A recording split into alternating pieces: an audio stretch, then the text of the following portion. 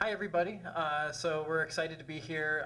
Thanks, Duraj, for inviting us, and thanks, George. We're kind of following up with George's last talk, and so PJ and I, we're both graduate students working under George Ritzer at the University of Maryland, and we were invited to come here and try to think about how some of our work would relate to the topic of this conference. So PJ and I, one of the topics that we work on is this idea of digital dualism and augmented reality. How enmeshed or separate should we think about the digital and the physical? So today we've heard things like digital world, material world, virtual world, virtual organizing, virtual movements. We have all this different language to talk about the online and offline, and most of our language, what it does is conceptually, with the words we use, separate them. And one of the things PJ and I want to do is think about what does that conceptual separation do to our theories? What if we started with integrating the on and offline?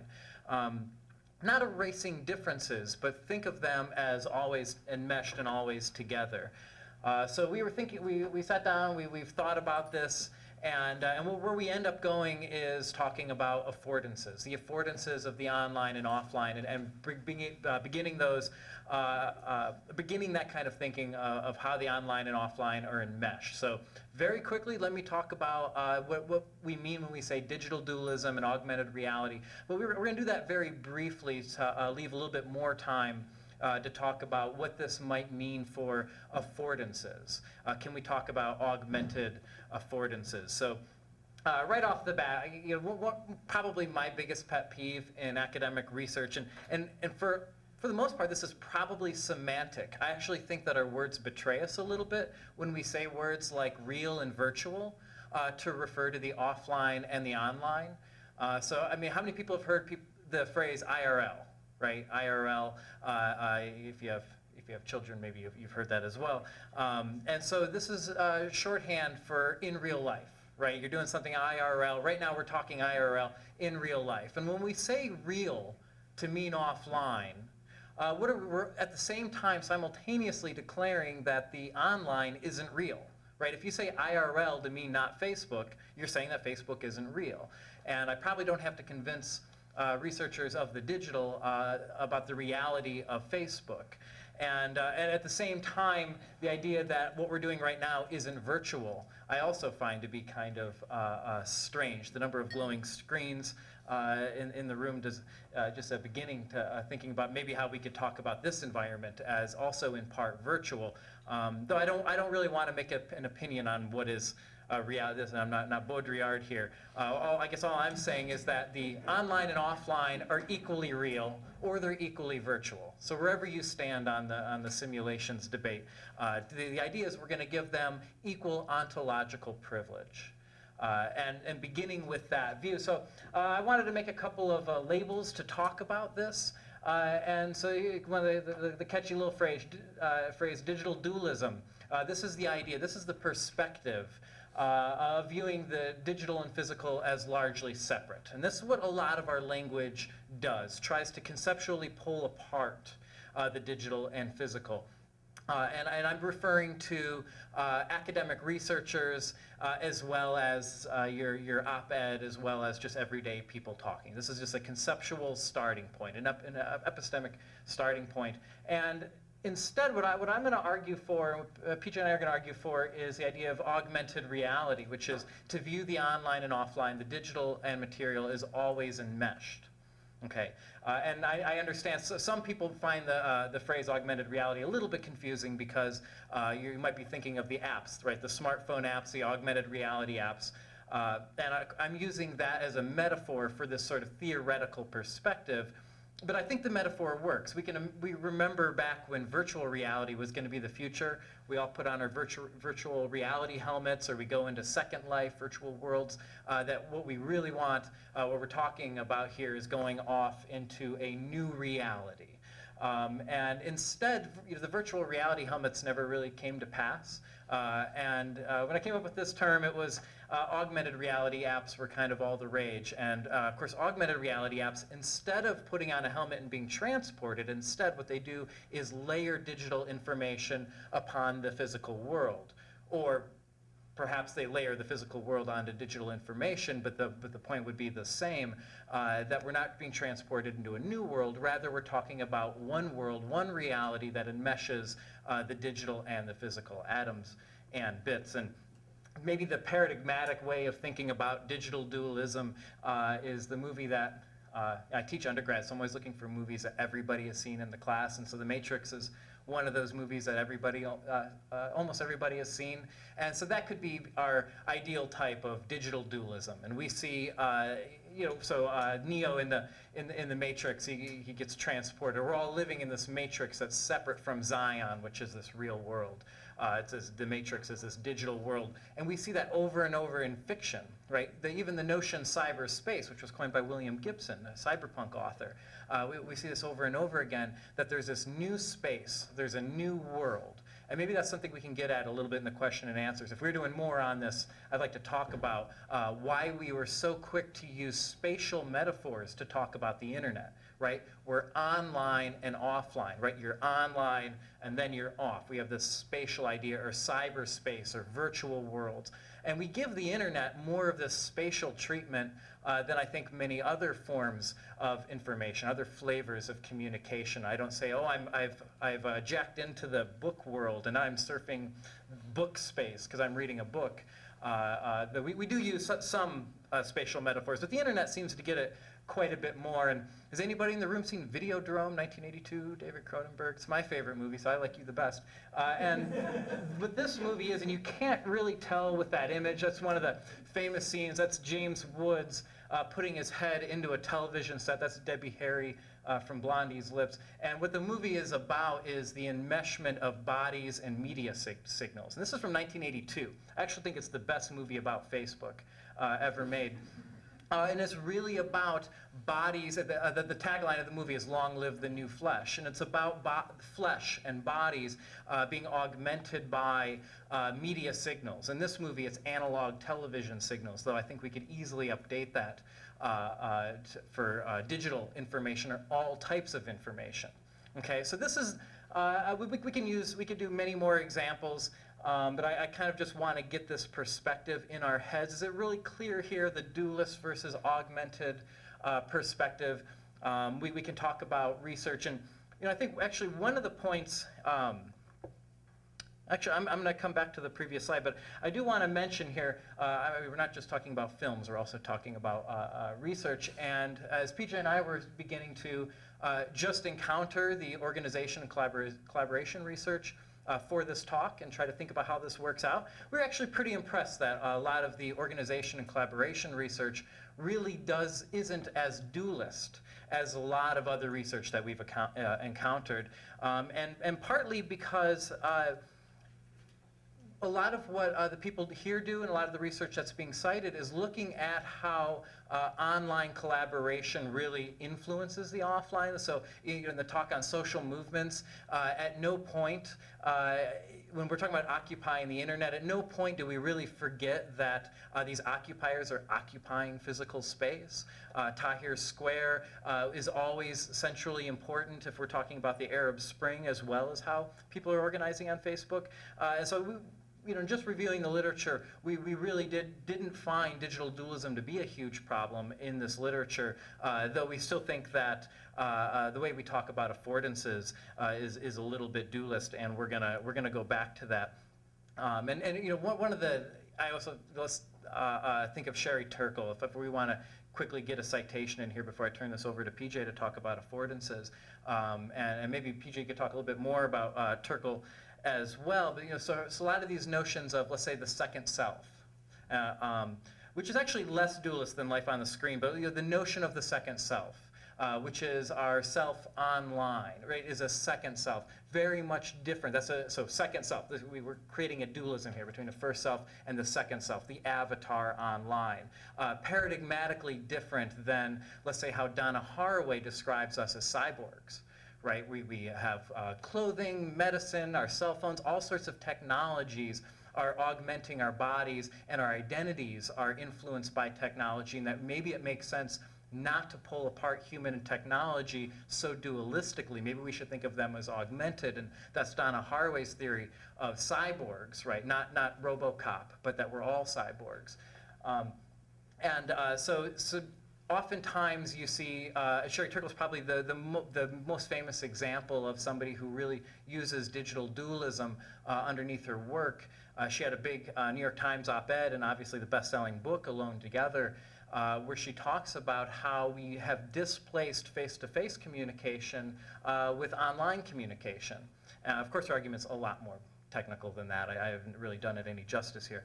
But this is something we see over and over again, and pretty much every week. Probably right now somebody's writing an op-ed about how we're trading human connection for Facebook pokes or something. I just made that up. See, there it is. There's and that'll get 1,000 likes on Facebook if I were to write that op-ed. And so what this is a zero-sum conceptualization of the online and offline. This is really one of the main markers of digital dualism, to think of what we're doing online is displacing what we're doing offline, right? This is zero-sum thinking. And what a lot of research has found, of course, probably not news to a lot of people in this room, is quite the opposite. As people do more online, they tend to do more offline. Pew has found over and over again that people who use social media more tend to meet face-to-face more. They tend to go vote more. They tend to join more civic organizations. And sometimes when I'm talking to people, they don't really understand how that's possible. How could you be doing more on the computer and also be doing more offline? How does that work out? Because the assumption is zero-sum, that time spent on the computer means time spent not off the computer. But instead the research doesn't bear that out. So the two mistakes that we can make with digital dualism is that it, one, disappears the role of the offline and the online, and disappears the role of the online and the offline. Of course, what we're doing with augmented reality is trying to bring these two together more closely. So it disappears the role of the offline in the online. A lot of cyber utopianism, as George was talking about in the last talk, had this very revolutionary idea about the internet, especially in the early days of the internet, that this is going to be some new space where we can forget about race and gender, and you could be any animal that you want.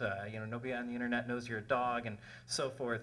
And what a lot of this revolutionary rhetoric around the internet got wrong was how deeply embedded the internet was in offline social structures, inequality, domination, resistance, embodiment. All of those things were still are always very, very important. And it's always a mistake to theorize that we're in this new world and forget about the social world that we live in to begin with. You all probably know that, being so many sociologists in the room. And another mistake you can make is forgetting about the role of the online in the offline. So this is one of the things that I critiqued Sherry Turkle for in one of the essays that I wrote. And so she talks about how what we need to do is enjoy the walk on the Cape Cod beach. So she ends her New York Times op-ed talking about strolling in Cape Cod and how people are looking down on their phones, but really we need to breathe in the air and appreciate being offline. And so one of the things that this anti-digital dualism, this augmented reality perspective will come in and say is that, well, partially why you're appreciating the offline is because it is not Facebook, right? I think we appreciate spending time off Facebook more because of the time we spend on Facebook. And indeed, that wasn't a joke. Okay. Further, that walk on Cape Cod became fodder for her op-ed, right? It became, well, which was her social media. We post our thoughts on Facebook. She has access to the New York Times op-ed page. And this is just some of the ways that we can trouble this distinction between the online and offline that I think this perspective allows us to do. There's much more to be said about this, but we only have 15 or 20 minutes, so I wanted to get now into talking about affordances, and so that's what we're going to do here is suggesting that this sort of simultaneous online-offline collaboration really should be talked about as augmented collaboration. So if collaboration and organization researchers are really good at understanding that the collaboration that happens on and offline really do interact, and maybe we're going to trouble these terms on and offline, if they really do interact, well, what does that mean for affordances? What does that mean for the properties and the ways that collaboration might happen? What if we began from an augmented collaboration perspective? Right? What if we didn't begin with thinking, this is how virtual or digital collaboration happens, and this is how material collaboration happens? What if we didn't start there? What if we started with an enmeshed perspective? Where would we end up? And so we have one idea. There's probably many ways that this could go, but here's one idea. I'll turn over to PJ. Okay. So what I want to do here is I want to frame out an augmented perspective on collaboration, and I want to do it through the theory of affordances. I'm going to really frame out the theory of affordances in light of this augmented perspective, and then bring it around to some implications for collaboration. I'm going to have to move through a number of steps here in the argument pretty quickly because we don't have a ton of time. But let me just start with a basic definition of affordances. So what are affordances?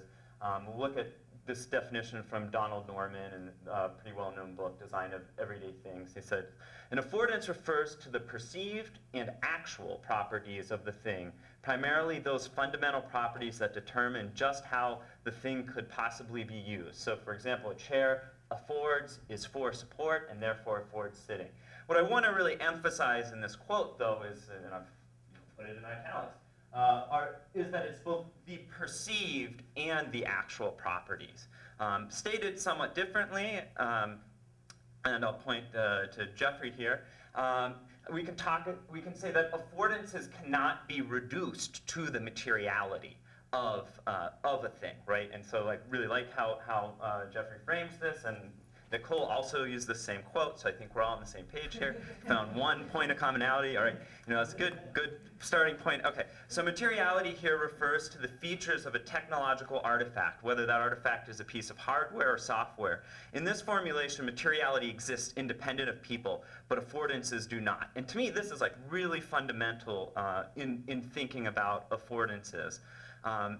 And specifically, what that quote is telling us is that affordances link both the subject and the object. I'm going to pull from philosopher John T. Sanders here, who really discusses in depth that sort of phenomenological assumption of the dialectical relationship between subject and object that's implicit in the concept of affordances. So he says, understanding ontology in terms of affordances thus bridges the gap that would otherwise leave room for questions about the relative priority between epistemology and metaphysics. One cannot talk about the affordances without talking about both metaphysics and epistemology at the same time, or alternatively, at least.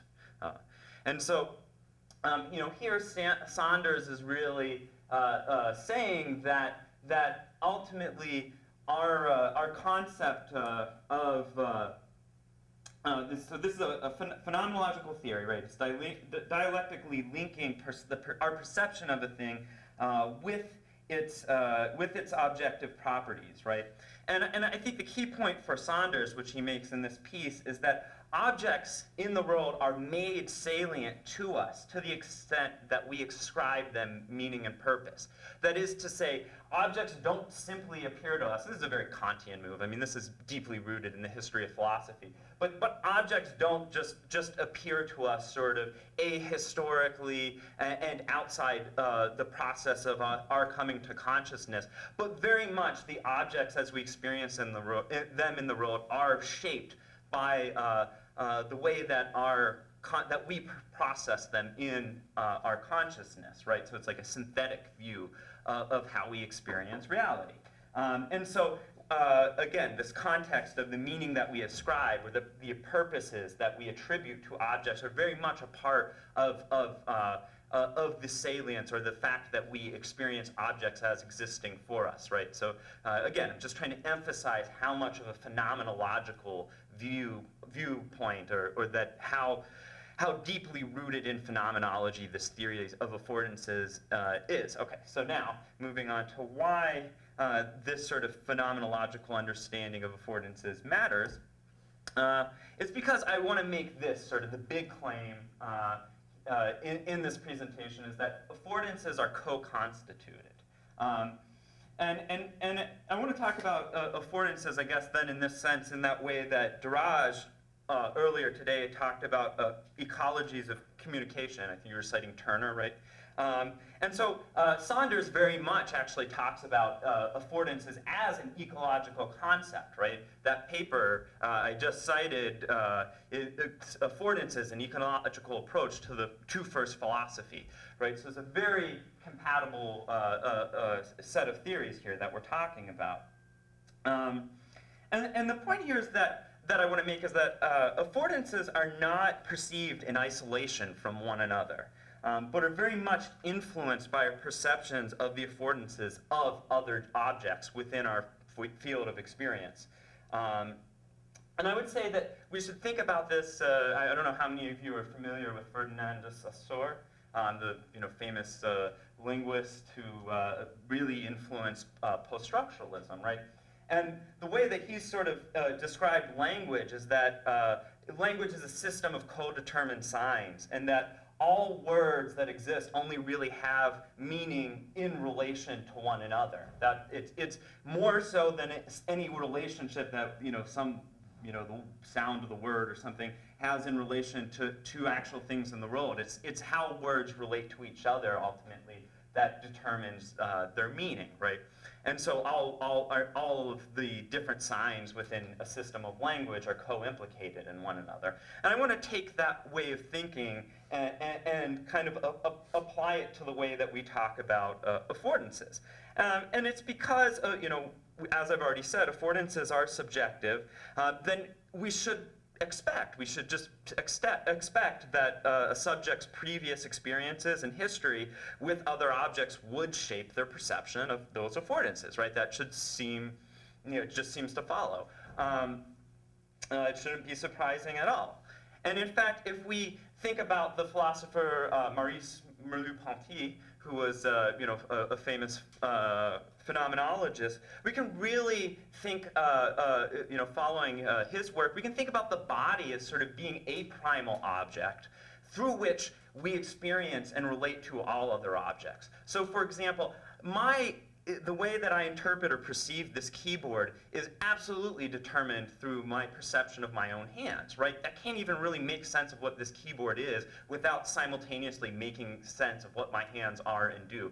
And if we could imagine a world of people who were born without hands, I think it would be hard to imagine them understanding what this thing was for, right? So it's through the body that so much in our world is determined, right? And we can kind of view that as maybe the most significant object in this system of co-constituted affordances that I'm talking about. But importantly, we don't want to just say that all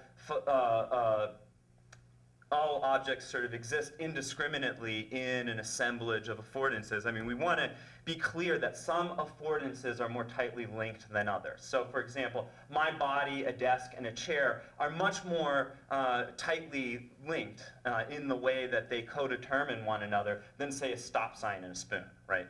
And so that's a key to keep in mind. Okay, so now let's move forward then. This is sort of that's my exposition of this idea of affordances, and I'd really like to get some feedback on that.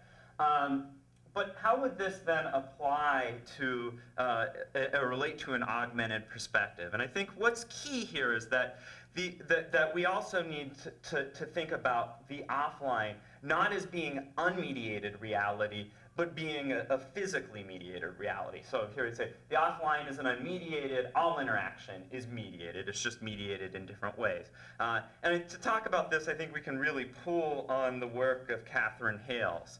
So she has this begins her book, How We Became Posthuman, with this discussion. She talks, she's sort of doing some self-reflection. She says, how, I asked myself, was it possible for someone of intelligence to believe that mind could be separated from body? Even assuming that such a separation was possible, how could anyone think that consciousness in an entirely different medium would remain unchanged, as if it had no connection with embodiment. And then she also says later, for information to exist, it must always be instantiated in a medium. And so Hales is talking about these ideas of embodiment and medium specificity, right? And so bringing that notion of embodiment in, it really it discourages us from mistakenly talking about reality in terms of to say things like real and virtual communication, right, implying that one is mediated and the other is not, or talking about digitally mediated communication versus just communication. Really need to think about all interaction as mediated, and mediated in different ways. And why is that important? Well, as soon as we start to think about all interaction as mediated, then we can talk about the affordances of whatever's mediating those different types of interaction, right? And so we don't want to think only of the affordances of online mediation or digitally mediated, or digital media, I guess is what I should say. But we also want to think about the affordances of offline communication as well. And so an augmented perspective, the kind of perspective that Nathan has already discussed, sees these two things as very tightly interwoven, right? That the online and offline interaction are deeply connected. They're tightly coupled. Okay, so if that's the case, going back to my notion of affordances being co-implicated, then what I want to say is that we can't, at the end of the day, understand the affordances of online modes of communication if first we don't consider the affordances of other social media platforms. I think that's fairly obvious. But even deeper, this augmented perspective is telling us we also need to simultaneously consider the affordances of offline modes of collaboration. And ultimately, I think the message here is that if we only look at a single platform for communicating in isolation from what else is possible, I think we talked about earlier, Peter talked about IBM, Matt talked about IBM having like 16 different modes of communication. You're making exactly that point, right? To understand the affordances of one, you had to understand the affordances of all of the others, right? For it to totally make sense. And I think that's the way that I think we need to start talking about affordances as being sort of networked or in an assemblage or co-constituting. There's probably a lot of different language we can use. Pick your flavor of post-structuralist language. But okay, finally then, so just some sort of concrete examples.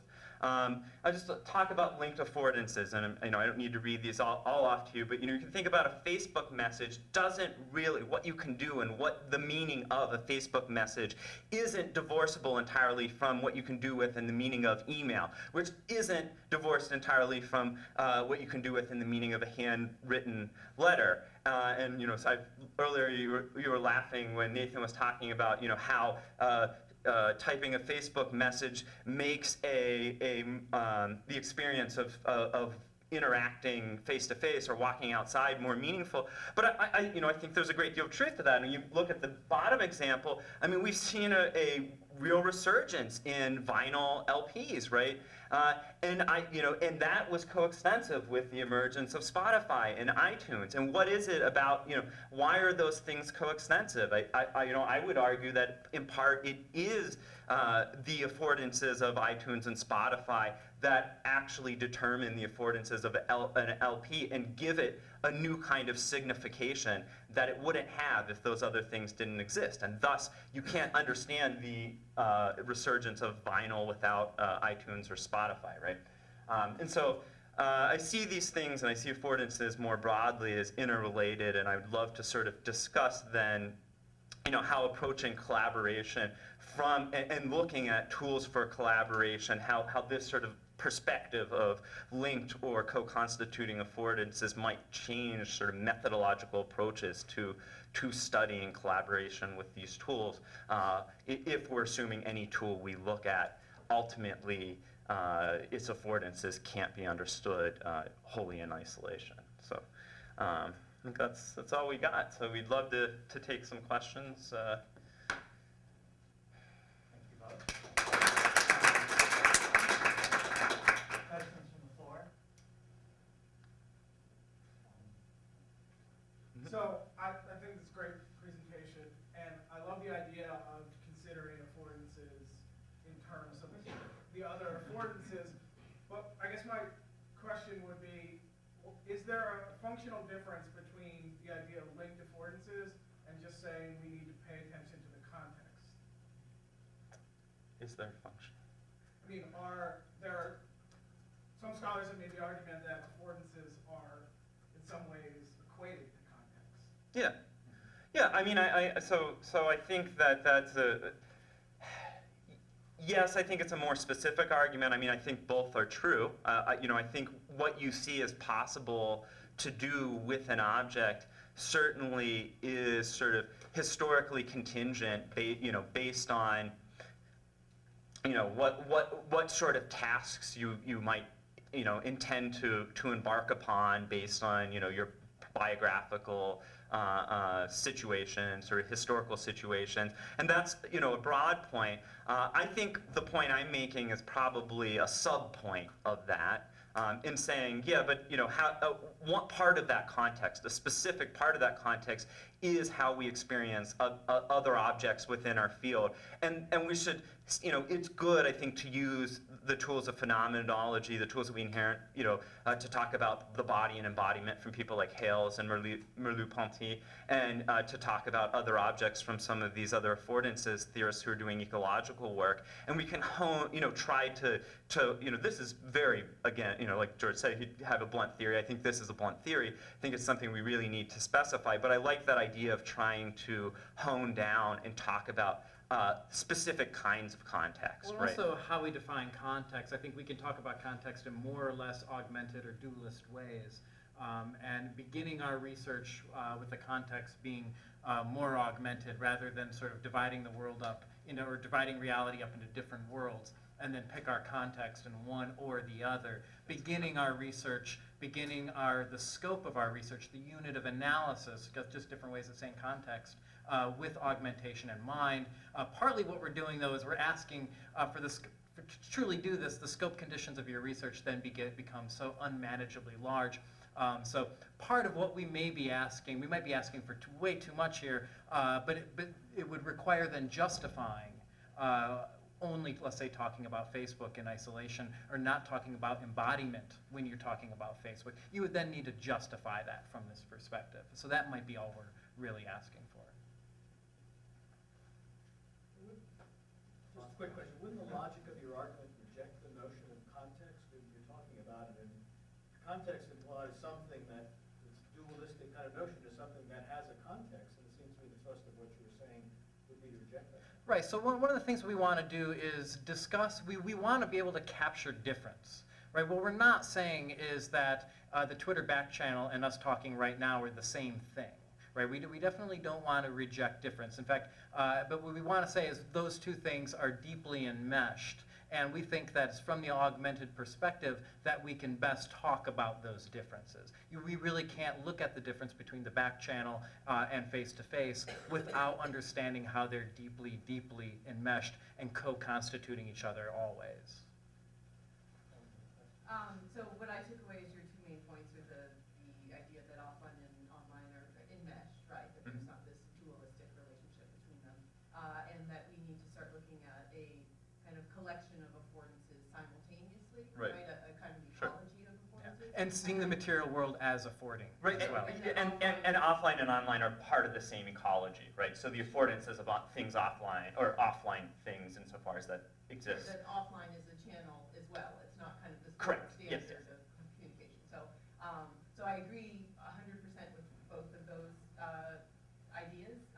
I guess I just want to, and I know this isn't your thing, so I'm not asking or critiquing, but I think for those of us who do like to live in the world of data, that the reason why there hasn't been more work along those lines is because it's just incredibly difficult to actually do those things. I mean, Jeff and I were just talking about that, about the idea that, well, how do you measure all the stuff that happens, for instance, offline, that happens because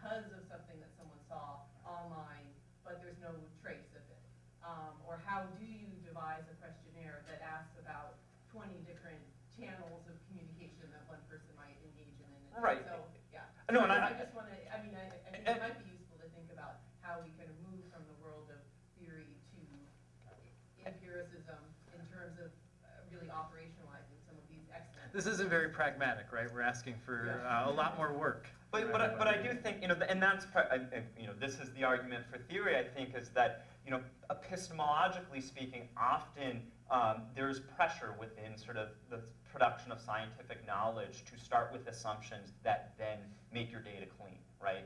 And so what's true about the world is what data is easy, or is determined by how easy it is to collect data. And sometimes it's good to separate those two things so we can start and say, well, what follows from our basic assumptions? Let's get that muddy picture together. And I agree, and now the waters might, but what happens when you start from that assumption? Maybe you're right, maybe it's very hard to design a study that really captures everything, but then at that point, you sort of say, well, here's the limits of this study, and you weigh the different, you have 5 possible ways of conducting the study. You weigh you say this is the one that best meets the conditions of my assumptions, and then here are the limits. And it's not clear. I find what Nathan said, I think language is very important. I think it constructs the way we think. And I think often in empirical research, even though I know the researchers are very conscious of the connection between the offline and the online, that often we fall back into very dualist language, in part because it makes justifying the data we collect much easier. And I guess trying to get a language, produce a language, a vocabulary, a set of assumptions that actually makes it harder to do that, I think is a good thing. I think that's ultimately good for the production of scientific knowledge. Just to push back a little bit, I think it's a little bit dangerous to say that we're, on the empirical side, we're collecting data because it's easy to collect that data. And not No, I'm not, right. That's fair. I think this is a great presentation. You put some awesome ideas out there. Right. But I think Cole's right to push back and say, look, it's got to be somewhere in the middle. Yeah. It's a great theoretical proposition, but can we operationalize it? And there is this struggle of trying to construct variables that would allow us to analyze both the online and offline relationships and different forms of technology in a way that's equitable. It would actually, in any way, prove something out of this. Right. I work with theory, I work with data. I want to be able to put the two together in a meaningful way. Right, and as do I. I mean, I'm not, I don't only do theoretical research, but it's and I very much agree. And I'm not saying that it's easy to collect. I'm just saying what I meant to say is there is, that there are data sets that are possible to collect, and there are those that are simply implausible to collect. Right, and so I think we're working within the realm of possibility. On the other hand, there are things that are true about the world that we probably cannot collect data to demonstrate empirically, right? And so I think that, I think. Well, case in point. So obviously, Chris Anderson talking about big data says we don't need theory anymore, right? When your data sets are large enough that all your p-values are significant, we no longer need theory. And people like Zeynep Tufekci, Kate Crawford, Dana Boyd have pushed back on that idea very strongly. So I think at the end of the day, if what this makes for is at least a discussion about the limitations of even pragmatic and practical dualism, and it just becomes something that we talk about. How can we construct better research questions? How can we interpret the data that we do collect in an augmented way versus a dualistic way? Or even if we all agree that dualism is terrible, that we learn how to just talk about it and use better words than, let's say, real and virtual, then I think we've made some progress. But I think you're right that, again, we're asking for quite a bit. That might be only, theoretical la-la land rather than complete practical. I'm going to have to cut off the discussion, sadly, because I know there's a lot happening. So for Jennifer, if you could have your question during break, we'll take now a 10-minute break because everything was very energetic, and Jing Wang will be presenting at 3:30. Thank you both. Thank you.